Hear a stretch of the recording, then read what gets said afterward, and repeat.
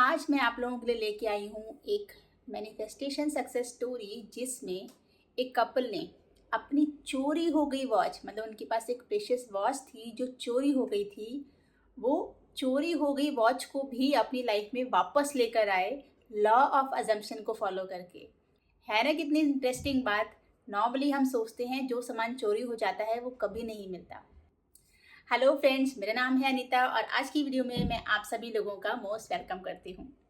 आज की जो मैनिफेस्टेशन सक्सेस स्टोरी है वो एक कपल की है जो कैलिफोर्निया के एक छोटे से शहर सैक्रामेंटो में रहते हैं। ये बहुत बड़ा शहर नहीं है। तो इस कपल में से जो वाइफ है, वाइफ ने अपने हस्बैंड को एक बहुत ही precious diamond studded watch the.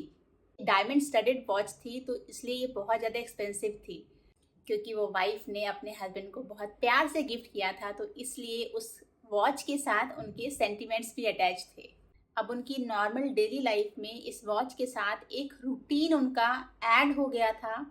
जब भी हस्बैंड घर आते थे ऑफिस से तो वो अपनी रिस्ट वॉच उतार के अपनी वाइफ को देते थे और उनकी वाइफ बहुत ही केयरफुली उसको एक छोटे से बॉक्स में रखती थी और उस बॉक्स को वो कबर्ड में जो लॉकर था उसमें रख देती थी। ऐसे ही डेली मॉर्निंग में जब हस्बैंड को ऑफिस जाना होता था तो वाइफ वो वॉच को बॉक्स में से निकालती थी और अपने हस्बैंड को पहनने के लिए देती थी, जिसको हस्बैंड अपने हाथ में बांधता था और फिर वो ऑफिस के लिए निकल जाता था। तो इस तरीके से डेली मॉर्निंग और इवनिंग का उनका एक रूटीन इस वॉच के साथ जुड़ गया था। ऐसे ही एक सुबह जब वाइफ ने वो घड़ी निकालने के लिए, उस वॉच को निकालने के लिए बॉक्स खोला जिसमें वो रखती थी वो वॉच, तो वो वॉच वहाँ थी ही नहीं। वो वॉच वहाँ से मिसिंग थी। उन दोनों ने, मतलब हस्बैंड वाइफ ने, दोनों ने अच्छे से याद किया कि रात को तो हस्बैंड ने वो वॉच उतार के वाइफ को दी थी और वाइफ ने बहुत अच्छे से याद किया कि उसने वो घड़ी केयरफुली, जैसे वो डेली रखती है, उसने वो बॉक्स के अंदर रखी और बॉक्स को कबर्ड में रख दिया था। तो इससे उनको ये तो क्लियर हो गया था कि वो वॉच कहीं खोई नहीं है या वो वॉच उन्होंने किसी और जगह पे नहीं रखी, कहीं मिसप्लेस नहीं हुई है। तो इस बात की उनको श्योरिटी थी। तो इसका साफ मतलब था कि वो वॉच चोरी हो गई थी। वो दोनों बहुत दुखी हो जाते हैं और फिर वो पुलिस स्टेशन जाते हैं और वहाँ पर इस चोरी की, जो उनकी वॉच चोरी हो गई थी, उसकी कंप्लेन लिखा देते हैं। जब पुलिस स्टेशन से वो वापस घर आते हैं तो वो दोनों बहुत ही ख़राब मूड में होते हैं, बहुत ही दुखी होते हैं। सिर्फ इसलिए नहीं कि वो वॉच एक्सपेंसिव थी, बट वो वॉच से उनके सेंटिमेंट्स जुड़े थे, उनकी बॉन्डिंग थी, इसलिए वो थोड़ा ज़्यादा दुखी थे।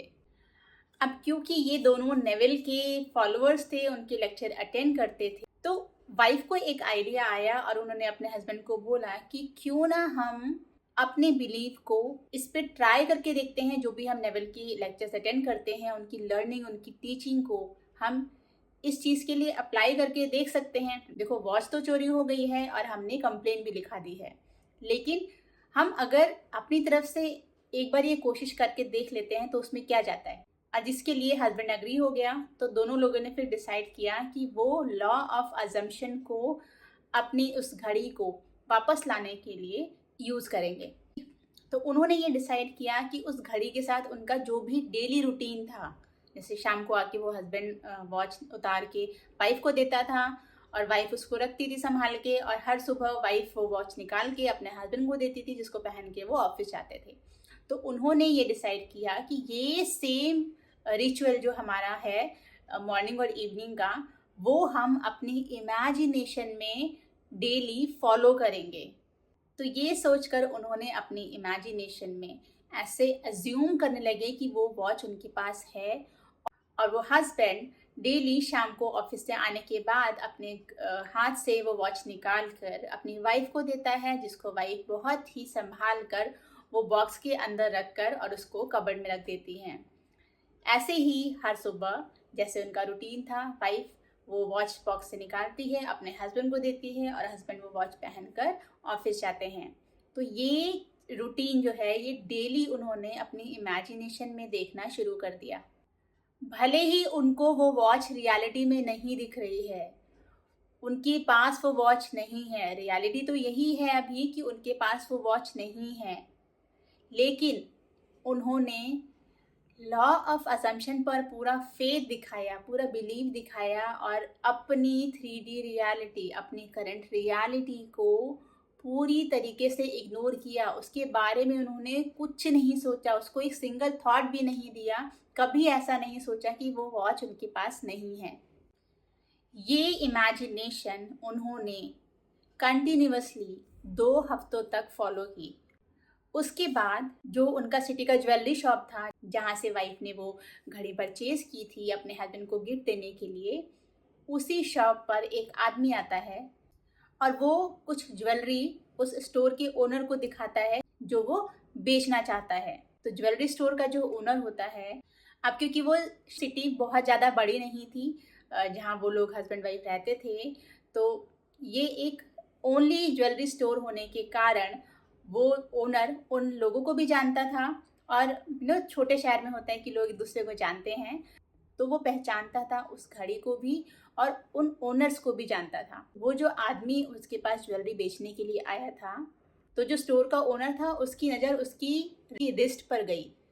उसने देखा कि उसकी रिस्ट पे, उसकी कलाई पे वही सेम घड़ी, वही सेम वॉच वो उसने पहनी हुई है। ओनर ने उस वॉच को तुरंत पहचान लिया और उसने उस आदमी को थोड़ा बहाना बनाया कि मुझे ये अंदर स्टूडियो में जाकर इस जेम की क्वालिटी, जो वो ज्वेलरी बेचने आया था उसमें कुछ स्टोन्स लगे हुए थे, तो उसने कहा था कि मुझे इन स्टोन्स की क्वालिटी चेक करने के लिए अंदर जाके मशीन में चेक करना पड़ेगा, तो आपको थोड़ा वेट करना होगा यहाँ पे, मैं चेक करके आता हूँ। तो ये बोलकर उसने उस आदमी को वहाँ बैठने के लिए बोला, वेट करने के लिए बोला और वो अंदर चला गया। और अंदर जाकर उसने तुरंत पुलिस को इन्फॉर्म किया उसके बारे में। उसके बाद पुलिस वहां पहुंची और उन्होंने उस आदमी को तुरंत अरेस्ट किया। और तो और जब उस आदमी के घर की तलाशी ली गई तो वहां पर $10,000 तक के कीमती सामान, ज्वेलरी और कैश बरामद हुआ। तो उन कपल्स को तो उनकी वॉच मिल गई, उसके साथ ही और कितने लोगों की ज्वेलरी भी उन लोगों को वापस मिली, जिन्होंने भी ये सोचा होगा कि उनकी ज्वेलरी गई तो वो उनको अब कभी वापस नहीं मिलेगी। क्योंकि मैंने भी हमेशा यही सुना है कि चोरी का सामान कभी वापस नहीं मिलता। तो देखा आपने, लॉ ऑफ अजम्पशन पर फेथ करके उसको फॉलो करके इस कपल ने अपना चोरी किया हुआ सामान भी वापस लेके आए। तो अब हम समराइज करते हैं कि उन्होंने क्या क्या चीज़ फॉलो की थी अपने इस डिज़ायर को पूरा करने के लिए। सबसे पहले तो उन्होंने इस यूनिवर्सल लॉ पर बिलीव किया, फेथ किया, लॉ ऑफ अजम्पशन को अप्लाई किया पूरे विश्वास के साथ और इसको उन्होंने कंटिन्यूसली, मतलब ब्रेक नहीं किया, गिव अप नहीं किया, इसमें परसिस्टेंट रहे। वो पूरे उन्होंने 2 वीक तक डेली इसको फॉलो किया।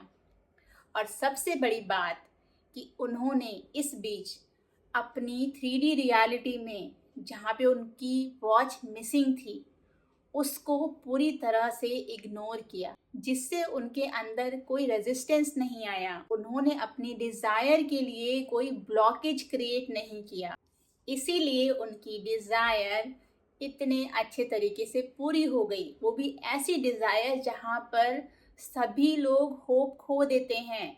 मतलब सामान चोरी हुआ तो कोई नहीं सोचता कि चोरी किया हुआ सामान वापस आएगा, भले ही पुलिस में कंप्लेन कर दो, लेकिन फिर भी माइंड में हमेशा ही रहता है कि सामान तो गया, वो कभी वापस नहीं मिलने वाला।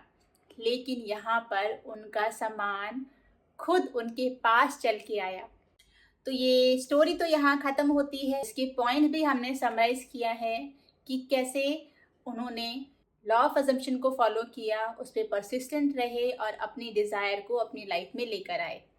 तो ऐसे ही हमें भी पूरा विश्वास रखना है, क्योंकि सबसे ज़रूरी है विश्वास रखना।